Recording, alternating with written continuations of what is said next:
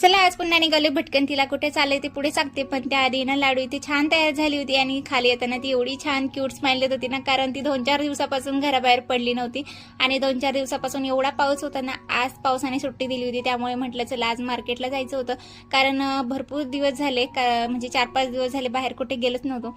तर काही ग्रॉसरीची पण शॉपिंग करायची होती, घरातल्या भरपूर काही गोष्टी संपल्या होत्या त्या आणायच्या होत्या.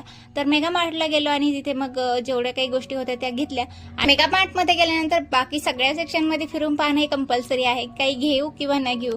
त्याचबरोबर मी पण सगळ्या सेक्शनमध्ये फिरून पाहिलं, काय काय नवीन आलं ते पण पाहिलं, पण आम्ही काहीच घेतलं नाही. जेवढं गरजेचं होतं तेवढं घेतलं.